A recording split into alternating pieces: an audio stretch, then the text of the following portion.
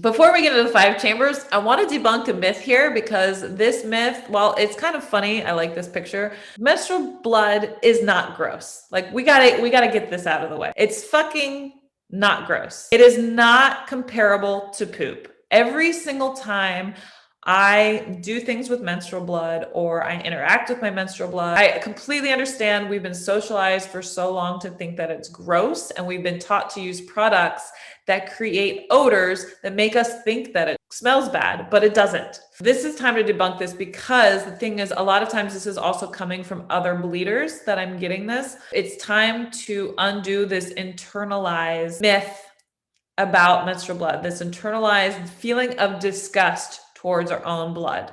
We cannot form love towards ourselves and our bodies if we still have this internalized disgust for our blood and compare it to things like feces. It can actually just be socially very dangerous. And it's time, if we want to fight back, we can't like point at societies or point at people sending people home from school and be like, that's bad, until we've addressed our own internalized disgust with the blood. Why it's not like poop. So one, we eat blood, right? We eat steak all the time. Like, for those that aren't vegans, I apologize for all my vegans out there.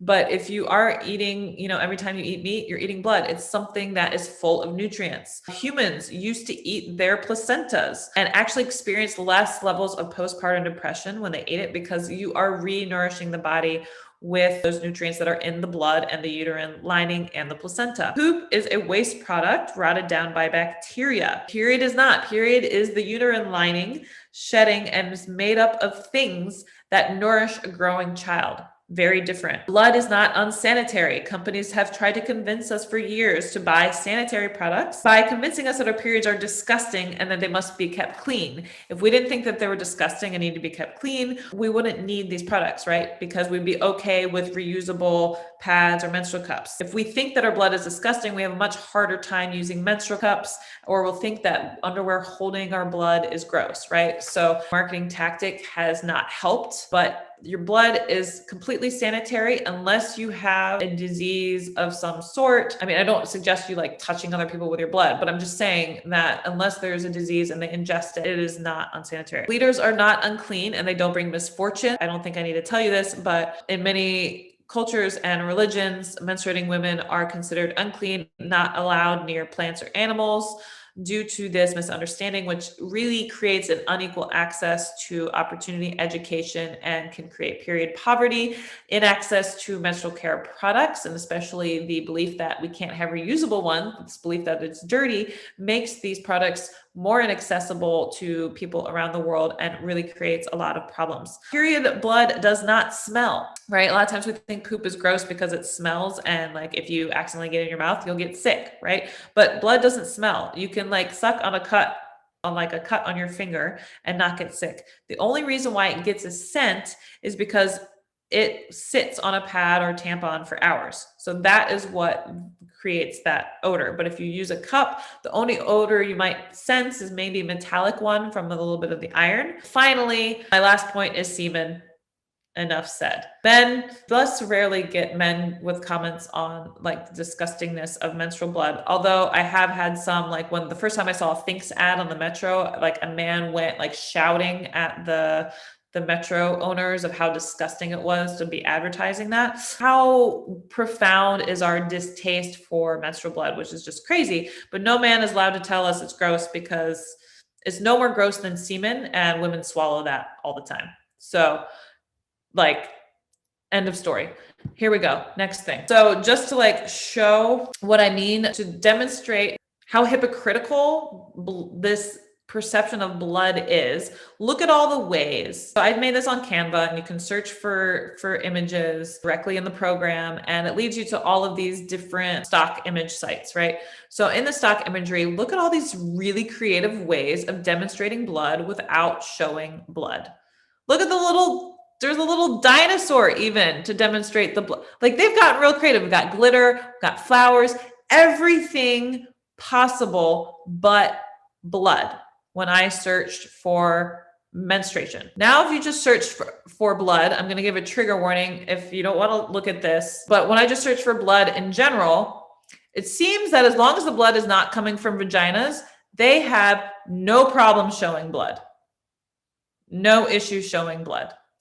Whether it comes from an IV, whether it comes from an extremely violent image with blood coming from a woman's nose, that apparently people can digest that when it's violent. When it's life-making magical blood, for some reason that's shameful and it can't be shown. So I just want to reiterate this because I think a lot of us as womb holders have internalized this and also see it as gross and have either like a fear of touching it or working with it or all this. And that's fine. I'm not saying like you have to touch and play with your blood. I'm just saying to question and think about this internalized fear and idea that it's somehow disgusting, because subconsciously, if you're believing that this part of you is disgusting, what is that also blocking in you energetically and spiritually? Ways to collect menstrual blood. There's many different products. So we have reusable ones, we have cups, sea sponges, period underwear,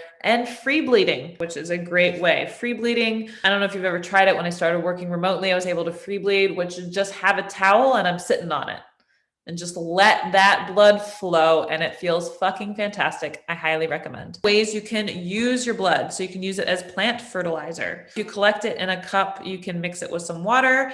It is very high in 3 electrolyte nutrients, so nitrogen, phosphorus, and potassium. Besides nourishing plants, the notion that your blood can nourish another living thing is something to be proud of and reminds us of our connection between Earth and ourselves. Caution, it is a living tissue, so small amounts as soon as it leaves your body. In order to avoid decay, you want to put it in as soon as it leaves your body and mix it with some water and put small amounts. And use it as a face mask. Many properties that are very beneficial to the skin, including anti-inflammatory. It's free, easy to use. Plastic surgeons are currently using menstrual blood-derived stem cells in skin studies because stem cells are self-renewing cells. So it really is the holy grail. It's a free face mask. Just be careful if you have any type of STDs or other things that might spread to the eyes or the nose or the mouth. But other than that, it's free freaking face mask.